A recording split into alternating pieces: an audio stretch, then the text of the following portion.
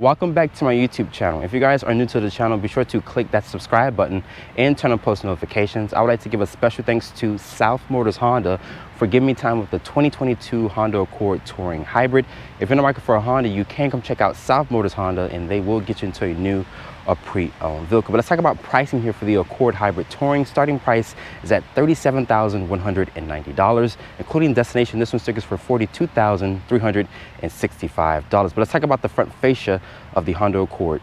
But as you guys can see, very aggressive styling here. My model is painted in this platinum white exterior color, which is a $395 charge. It looks really good with the chrome and gloss black trim here.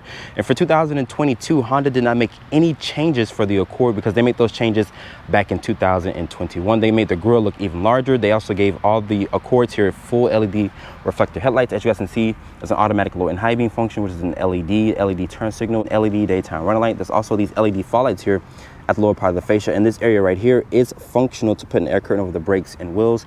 There is front parking sensors. That's also the Honda emblem to let everyone know that you have the hybrid model of the Accord. As you guys can see, the grille does look larger. There is the Honda sensing at the lower part of the fascia there. Very aggressive styling here for this 10th generation Accord. Like I mentioned, really nice exterior color. But looking at the side proportions, this has a 111.4 inch wheelbase with an overall length of 196.1. So it's pretty big in this mid-size sedan segment here. Looking at these tires and wheels, this is one of the best rim designs that you guys can get on the Accord. Some of you guys may not like this rim design, but when Honda first showed these rims, I was not a big fan of them. But when I seen the rims in person, it grew on me. But these rims look super nice, especially with this white exterior color with the black spokes as well. These are a 235/40 Goodyear tire. They're wrapped in this 19-inch rim design. So this will ding the fuel economy if you guys go for the bigger rim design, of course. There's also the hybrid badge here on the side fender with this LED sight marker. It's also painted white.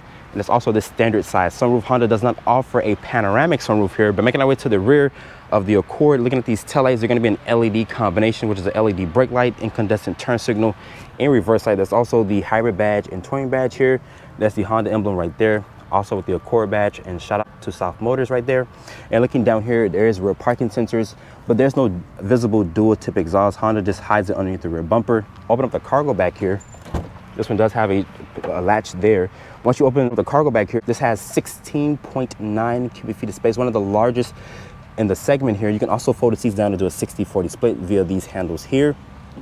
And underneath here, Honda does give you a fix-a-flat kit instead of a spare tire. But let's hop into the interior of the Honda Accord. Sitting inside the interior of the Honda Accord Hybrid Touring here, as you guys can see, the cabin still looks very modern. Expect a new interior and new exterior design from Honda because Honda is redesigning the Accord for 2023 or 2024. As you guys can see here, my model also has this nice two-tone color combination to the interior. There's also this fake wood trim, which looks real, but I think it's a fake wood trim. But reaching over here to shut the door of the Accord, and the push button start is right here, what basically says power. Once you do that, keep in mind, this is a hybrid vehicle, so everything is already turned on. As you guys can see, the electronics are on. Looking at the door panel materials here, going to be a nice, decent material with this aluminum painted door handle. There's two-person memory seats. My model also has this bright heads-up display. You can customize it via this control over here. There's your trip reset computer, your dimmer switch, your Honda sensing stability control, parking sensors. Over here is for the mirrors and window control. It is automatic up and down only for the driver, but not for the rear passengers. There's your trunk release button there, cup holder and additional storage spaces here. This area here is going to be nice and padded.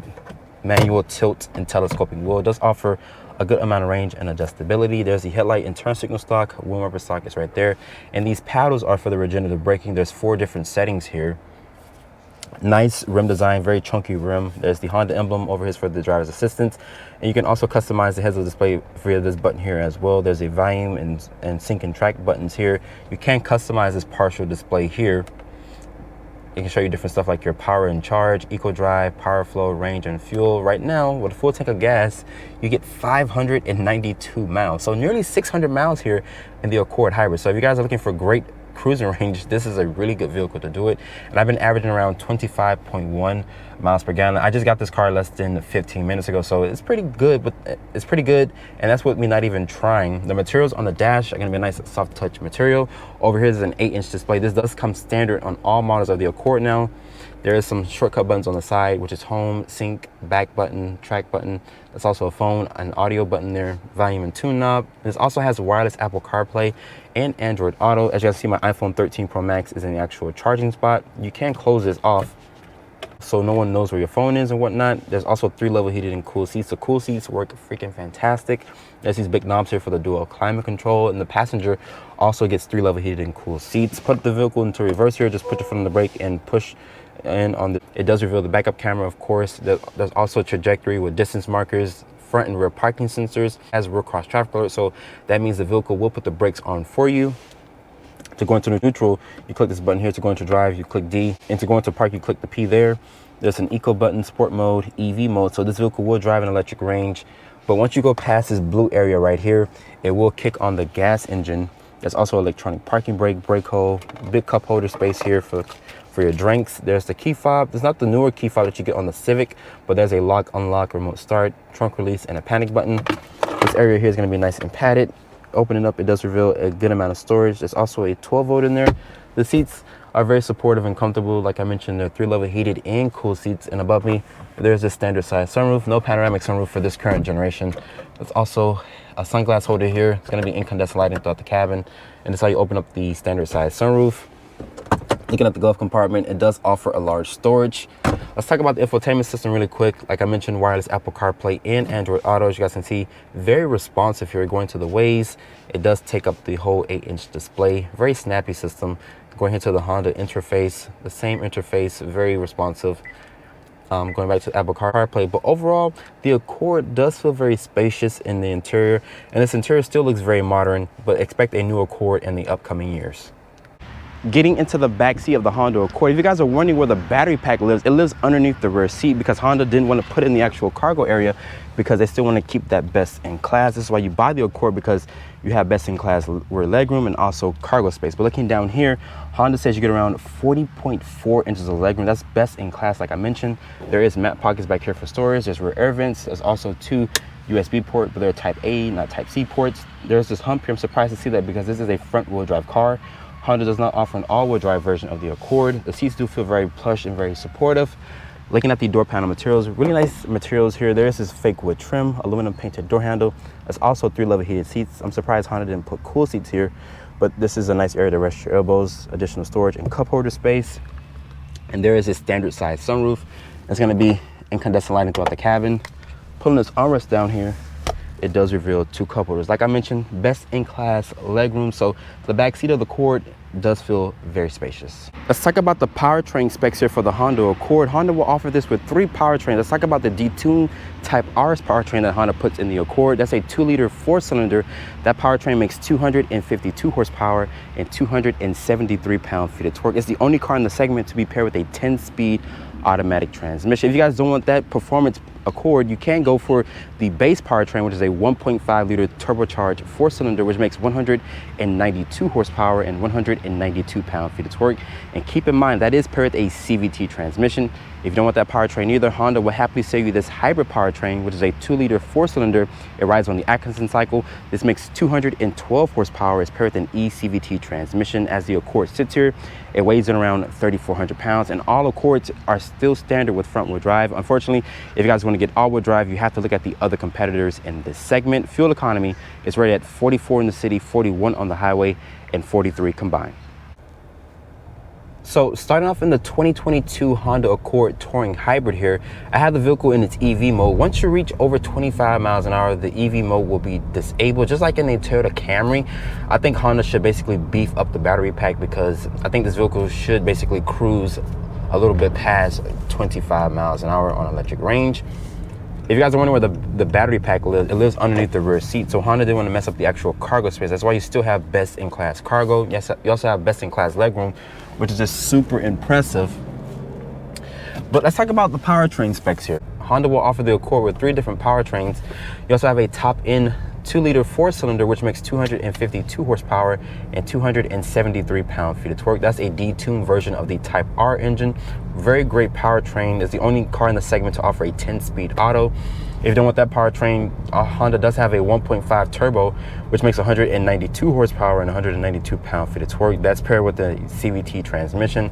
If you're looking to get fuel economy, this is why you go for the 2-liter 4-cylinder. This rides on the Atkinson cycle. This makes 212 horsepower, and you also have 500. Well, on my trip computer, it's saying that I have 590 miles until empty, which is super impressive. Great cruising range from the Accord here. I've been averaging around 24.4 mpg. I know it's not best because I only had this car for around 20 minutes or so, so I'm not really able to test out the fuel economy. So hopefully Honda, if you're watching this video, you guys will send me one to test for about a week or so I can basically get what it says on the actual window sticker. This is ready to get 44 in the city, 41 on the highway, and 43 combined, which is just great fuel economy. Only reason why the fuel economy is down compared to a base model is because of the rims. The rims are dinging the fuel economy because these are 19-inch rims, one of the best rims in my opinion in the Accord lineup. But once the vehicle, I don't know what to even say there, but once the vehicle, the electric assist is great for this vehicle because it basically moves this car. The car is not slow, it's great power delivery. And this does have these paddle shifters here for the regenerative braking. Unfortunately, it would not make the car come to a complete stop. It would basically have the car do like a creep mode type. Right now I'm at 22 miles an hour. I have it at its most aggressive setting here. And like I mentioned, we're coming to a stop, but we're not gonna come to a complete stop. We're doing around 6 miles an hour here. But the vehicle will not come to a complete stop on its own. But this is what the vehicle at its aggressive setting, which is the 4th regenerative braking. This is not paddle shifters. This is just basically to connect that energy and put it back into the actual battery pack. Visibility out of the Accord here is great. You have a good commanding view of the road. The seats in here, they're supportive, they're comfortable. They're 3-level heated and cooled seats.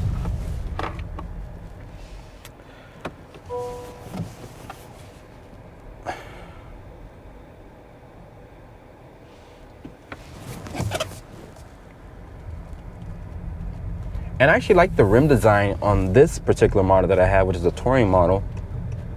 The rims look very good, especially with this white exterior color, also with the chrome and black accents.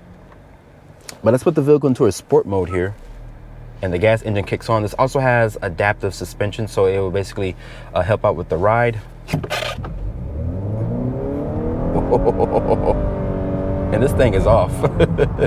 0 to 60 maybe in the 7-second range. I don't have any 0 to 60 timing equipment, but this thing does get off the line. That electric motor does help, which is really good as well. But I think most people are not going to drive this thing in sport mode. They're going to just basically keep it in eco or normal mode to basically get the best fuel economy. Let's put the vehicle into its EV mode here. That's just basically cruise. But one thing I'm going to say is this vehicle will not go past 25 or so miles an hour because the battery package is not big enough to basically move this vehicle along. But it's good if you guys are cruising around your neighborhood or you're cruising through a parking lot. But this car is really good. Let's talk about the driver's assistance. This also has emergency braking, road cross traffic alert, adaptive cruise control, lane keeping assist.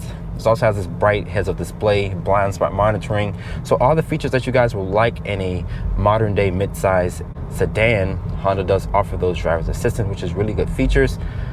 The steering feel here is very playful in its normal setting here. Put into a sport mode, it kind of still feels the same to me, but I do feel that it does have a little bit more heft to it. But foot to the floor here. The powertrain doesn't make a nice noise, but the vehicle will move, which is really good. Me personally, I probably wouldn't drive this car in its sport setting. I would try to get the best fuel economy as possible. Like I mentioned, nearly 600 miles until empty, which is just super impressive. This also comes standard with its 8-inch display. Unfortunately, Honda does not offer a larger screen. Unfortunately, you have to look at the other competitors if you're on a larger screen, but this screen is a really good size. It does offer Apple CarPlay and Android Auto as wireless, or you can use the actual USB cables if you guys will like. The seats in here, they're 3-level heated and cooled seats, like I mentioned. Great visibility, very thin A-pillar here. I have no complaints. This car drives really good. The ride comfort is good. Even with the 19-inch rims, it does not ding the ride quality. The materials are really good in this car. If you guys are looking for a great car in the mid-size sedan segment, the Honda Accord is still a top pick for me. After spending time with the 2022 Honda Accord Touring Hybrid, hope you guys have enjoyed this review here. Be sure to follow me on Instagram at DriveOnReviews and hit that subscribe button, and I'll see you all in the next review.